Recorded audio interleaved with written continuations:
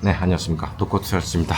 급하게 지금 제가 카메라를 켰고요. 급하게 끄는 그 카메라를 켠 이유는 바로 EU와 미국과의 뭐라고 해야 되나 그린란드를 둘러싼 이 지금 정쟁이 아니라 이 외교전이 격화가 되고 있는 그런 상황이다 보니까 결국에는 제가 말씀드린 대로 그 빅테크들이 지금 나스닥이 지금 선물이 1% 정도 지금 빠지고 있는 상황이에요. 아마 제가 알기로는 오늘 월요일 아침인데 오늘 월요일장 미국장 같은 경우에는 그 휴장일 거예요. 마틴 루터킹 데이인가 해서 휴장일 것 같은데 일단 선물 자체는 지금 움직이고 있습니다. 마이너스를 하고 있고 그리고 금 가격하고 은 가격 이런 귀금속 안전자산이라고 해야 되나 안전자산이라고 하기 애매하죠. 은은 안전자산 아니니까 가격도 상당히 지금 많이 올라가고 있는 상황이에요. 일단 가장 큰 이유 중 하나가 뭐냐면은 군사력을 볼 때는 EU가 그 미국을 이길 수는 없잖아요. 절대 이길 수 없잖아요. 근데 이런 상황에서 마지막 회심의 카드라고 하면 뭐가 있냐면 바로 미 국채입니다. 유럽이 가지고 있는 미 국채의 규모가 8조 달러인데 이거는 뭐 중국이라든가 일본이라든가 다른 어느 지역에 있는 채권을 합한 금액보다 훨씬 많은 금액이거든요. 이걸 가지고 매도하게 되면 상당히 미국이 공경에 빠질 수 있거든요. 작년 우리 4월 달에 기억하실지 모르겠는데 중국이 미 국채를 팔 거라는 막 이런 얘기도 많았잖아요. 왜냐면 미중 무역 전쟁이 굉장히 미중 무역 전쟁이 아니라 전 세계를 상대로 한 트럼프의 이제 관세 전쟁이었는데 이 전쟁 때 중국이 그 국채를 이제 판다 이런 얘기가 돌면서 그 4.3%대까지 4.4%까지 그 10년물 국채 금리가 막 튀었었던 걸 여러분들이 기억하실지 모르겠어요. 그때 나스닥도 막 몇 프로씩 빠지고 막 장난도 아니었는데 이번에는 어떻게 보면 우방이자 혈맹이자 동맹이라고 할 수 있는 유럽이 미 국채를 판다는 이런 얘기가 돌고 있고 사실 저희 단톡방에서 올라온 얘기긴 한데 독일이 미국한테 가지고 있는 금을 되돌려달라 이런 얘기를 했다는 뭐 루머도 있는데 이건 제가 볼 때는 좀 해보니까 뭐 아직은 근거 없는 얘기인 것 같은데 여러 가지 지금 유럽과 미국과의 그 디커플링 상황이 계속해서 지금 지속이 되고 있는 상황인 것 같고 사실 전쟁이라고 하면 제가 늘 찻잔 속의 돌풍이라고 얘기를 들었던 것 같아요. 러우 전쟁도 마찬가지였고 그리고 가자지구 전쟁, 이스라엘 가자지구 전쟁 이때도 제가 말씀드렸던 게 찻잔 속의 돌풍이기 때문에 여러분들이 크게 걱정하실 필요 없다.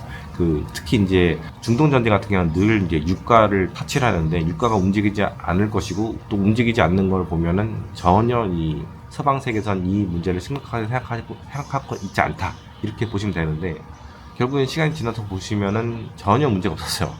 금융시장에 전혀 문제 없었고 어떻게 보면 약간 국지전 같은 그런 전쟁으로 이렇게 치부할 수 있는데 물론 이제 거기서 일어나고 있는 정말 비극적인 사건에서는 정말 통탄을 금치 못할 일이고 어떻게 보면 인종 청소를 처음으로 당했던 이스라엘이 같은 일을 한 100년 지나서 똑같이 이제 자행하고 있다라고 볼 수도 있을 것 같은데 아무튼 그건 이제 나중 문제인 것 같고 만약 유럽과 EU가 전쟁을 하게 된다면 이건 정말 큰 사건이고요. 나스닥 같은 경우에는 제가 볼 때는 마이너스 20%까지도 볼 수 있을 것 같다는 생각이 들고요.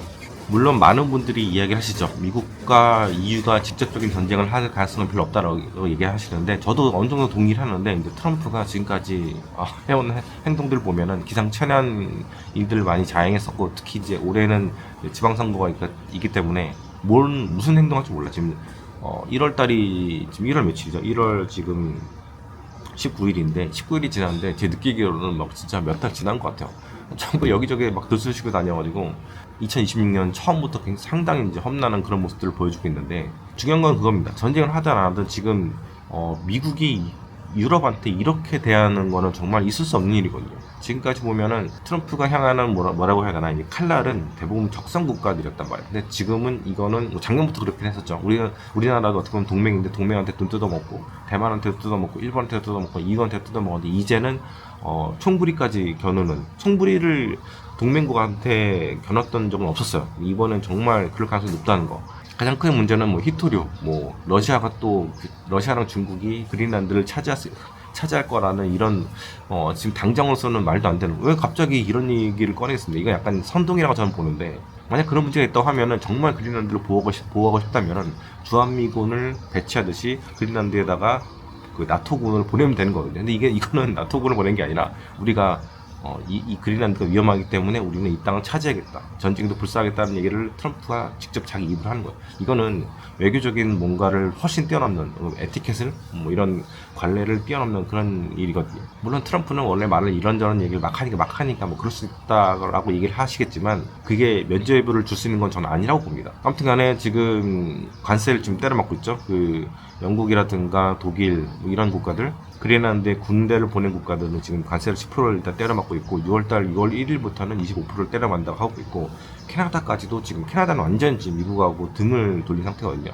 캐나다까지도 지금 군대를 보낸 상태입니다. 그래서 지금 점점점 이쪽 전혀 예상치 못했던, 사실 저는 다음 넥스트 스텝, 다음 전쟁은 그 핀란드 쪽이라든가 아니면은 저 동유럽 쪽에 있는 일부 국가들, 리투아니아라든가 뭐 이런 쪽들의 전쟁이 일어날 가능성 상당히 높게 봤는데 지금은 어떻게 보면 좀 말도 안 되는 그런 상황이고, 이걸 가장 즐기고 있는 주체들은 어디냐면은 바로 러시아와 중국이에요. 그래서 어떻게 보면 트럼프가 지금까지 보이는 행동들을 보면 엑스맨 같은 그런 모습입니다. 아군이 아니고 약간 적군 같은 그런 모습들을 보여주고 있는데, 저 같은 경우는 거의 지금 현금 비중이 1% 정도밖에 안 되거든요. 마이크로소프트를 이제 분할 매도를 하겠다 말씀드렸는데 2월달 정도까지는 계속해서 이제 분할로 매도하게 될 거라고 말씀드렸던 건데, 당장 전부 다 매도하는 스타일 아니니까 늘 10분할로 매수하고 매도하고 이런 스타일로 이제 주식을 하는데, 일단은 갑작스러운 이런 지정학적인 사건, 생각보다 심각한 사건이거든요.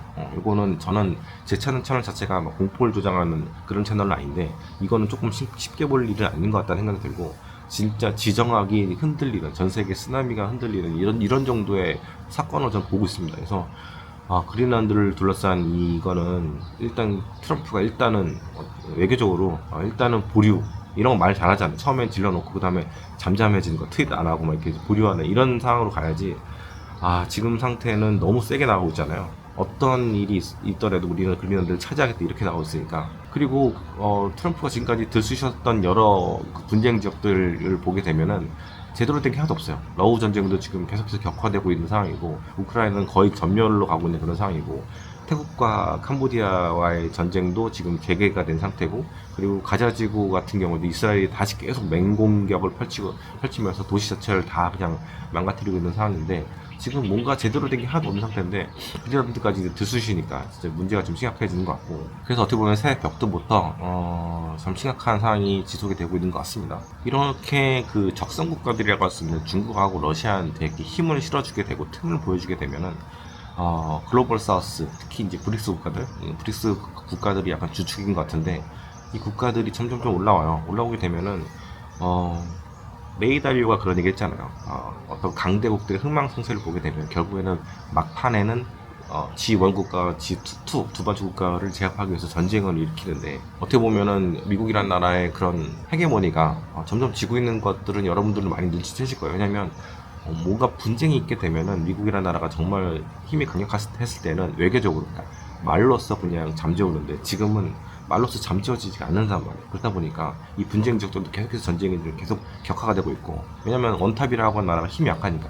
그래서 무력을 쓰는 거죠. 마두로 일도 그랬었고, 뭔가 무력을 쓰고 있는 상태인데, 미국의 역사를 보게 되면은, 특히 이제 근현대사를 보게 되면 무력을 써서 잘 됐던 경험들이 별로 없어요. 한국전쟁 이후부터 보게 되면은 제대로 승리했던 전쟁들이 많지 않습니다. 한국전쟁 같은 경우도 결국에는 휴전을 해서 지금 우리나라가 한반도가 나눠져 있는 상태고, 그리고 이 여기 베트남이잖아요. 베트남 무인에 있는데 여기도 결국에 전쟁에 졌죠. 한 10년 넘게 전쟁하면서 수많은 젊은이들이 피를 흘렸고 돈도 많이 썼고, 그리고 아프가니스탄도 그런 일이 있었고, 제가 저번 영상에서 말씀드렸던 게 뭐냐면은 베네수엘라는 나라를 여러분들 대부분 안 가보셨을 텐데, 저는 베네수엘라를 이렇게 보면서 느꼈던 거는, 이 대가리 하나, 마두로 하나 쳤다고 해서 나라가 바로 친미 정권으로 들어가게 될 것인가, 아니면 민주주의 국가로 넘어가게 될 것인가, 이걸 보게 되면 그럴 가능성이 별로 없어 보여요. 왜냐면 공부를 해보신 분도 아시겠죠. 중남미 역사에 대해서 공부해보신 분도 아시겠지만, 기본적으로 중남미 국가들은 반미 성향이 되게 짙어요.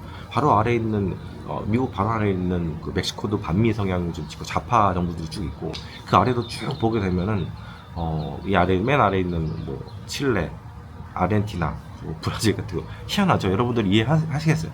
저같이 이제 반중, 반일, 친미 교육을 받고 자란 대부분 한국인들 같은 경우는, 왜 미국은 최선의 나라인데 왜 미국을 반미하지? 이렇게 생각할 수 있는데, 그 중남미 공부를 좀 해보신 분, 역사 근현대사 공부를 하신 분들은 이해하실 거예요. 왜 반미 국가들을 다 돌아서 있고 좌파들로 되어 있는지. 저는 그게 옳다라고 얘기한 게 아니라 미국이 해왔던 것도 여러분들 공부해 보시면 아실 거예요.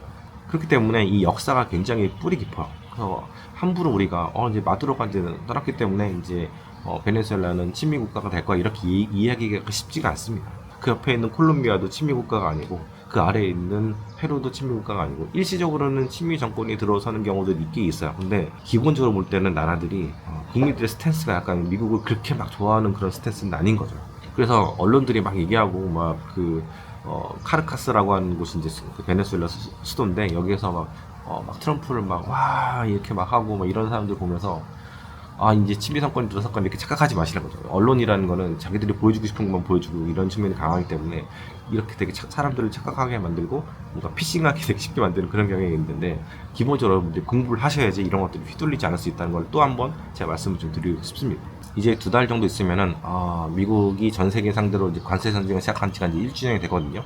그 사이에 어떤 일이 일어나는가 딱 보게 되면은 달러는 약세로 가고 있어요. 그리고 가장 타겟이었던 중국에다가는 관세를 제대로 지금 한 10% 정도 때리고 있을 거예요. 그렇게 때리고 있는 상태지만 중국이 전 세계를 상대로 이렇게 그 무역 상대국들을 다변하면서 작년에 처음으로 무역 흑자가 1조 달러가 됐습니다. 우리나라의 거의 한 10배 될 것 같아요. 1조 달러의 무역 흑자라고 하면은 엄청난 돈, 거의 1,400조 원, 1,500조 원 가까운 돈을 무역 흑자로 벌고 있는 상황이고, 그래서 그 외환 보유고가 중국이 작년에 늘더라고요. 그래서 진짜 충격적인 일들이 일어나고 있는데, 그런 상황이 되다 보니까 어떤 일이 일어나냐면 위안화가 달러당 7위안에서 6위안대까지 떨어진 상태고, 이 추세가 전문가들의 이야기를 듣자 보면은 더 지속이 될 것 같다라고 얘기를 많이 해요. 근데 그럴 수밖에 없는 게 올해 그 미국 같은 경우는 금리를 한두 번 정도는 낮출 상황이 될 것 같고, 그리고 무역 흑자는 작년보다 더 늘어날 수밖에 없는 상황이 됐어요.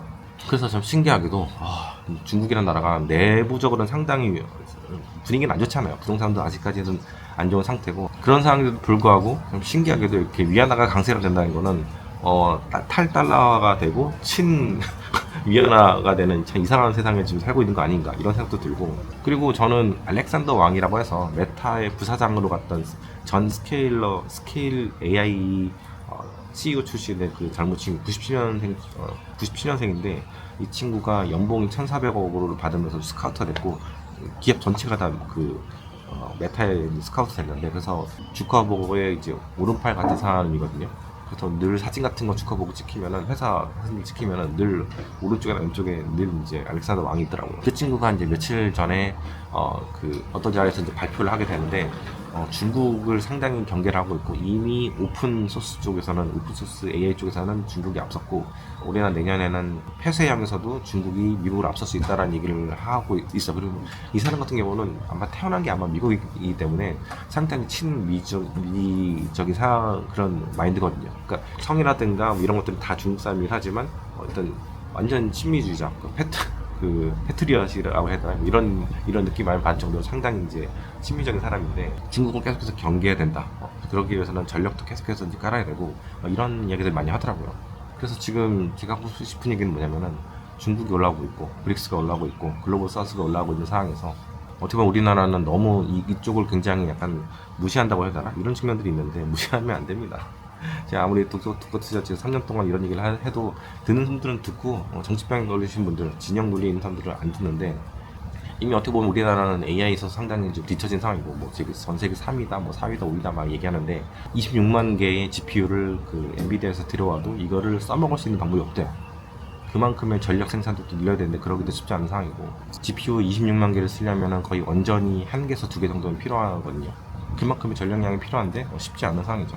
올해는 제가 볼 때는 연말 가격까지 가게 되면은 구글을 위시한 이런 종목들이 많이 오를 거라고 봐요. 왜냐면 올해는 이렇게 AI 칩에 투자한 이런 기업들이 결국에는 수익을 만들어내는 원년이 되는 해라고 저는 보고 있거든요. 그동안 엄청나게 4년 가까이 이제 서버 센터에다가 엄청나게 투자했던 기업들이 결국엔 돈을 쓸어 모으는 그런 차태라고 보고 있는데, 그렇기 때문에 구글을 비롯해서 이런 쪽에 수익화를 많이 내고 있는 기업들은 결국에는 주가가 많이 올 것 같은데, 못 가는 기업들은 결국엔 못 간다고 봐요. 그렇기 때문에 여러분들 종목 피킹을 잘 하셔야 될 것 같고, 어느 때보다 제가 볼 때는 구글이 결국에는 모든 걸 다 먹어가고 있는 상황이고, 특히 특히 이제 우리가 대부분 AI, 챗GPT든 뭐든 간에 그런 그 LLM 서비스를 이용하게 될 때는 안드로이드라든가 아니면 iOS 운영체제를 쓰잖아요. 여러분들 보면 갤럭시 아니면 아이폰이잖아요. 근데 이 두 곳의 그 헤게모니를 다 차지한 게 바로 이제 제미나이 3.0이 됐고, 아무래도 이제 제미나이 앞으로 3.5, 뭐 4.0, 5.0 갈수록 상당히 빠르게 개선이 될 거라고 저는 보고 있습니다. 그리고 저는 이번에 마이크로소프트도 정리하게 좀 뒤늦게 정리하게 하기로 이제 결정한 이유도 오픈 AI 쪽에는 웬만해서는 투자하면 안 되겠다는 생각을 하고 있습니다. 그래서 올해 같은 경우는 정말 종목 피킹을 잘해야 되는 해가 아닌가 그렇게 생각합니다. 네, 오늘 저는 여기 무인에 6박 7일 동안 썼는데 떠나고 붕따오라고 하는 곳에 갑니다. 거기는 그래도 한국인들도 좀 있고 롯데마트도 있고 재밌는 라이프를 또 저 나름대로 살아보고 또 투자도 열심히 하고 또 코트셋지로 찾아뵙도록 하겠습니다. 감사합니다.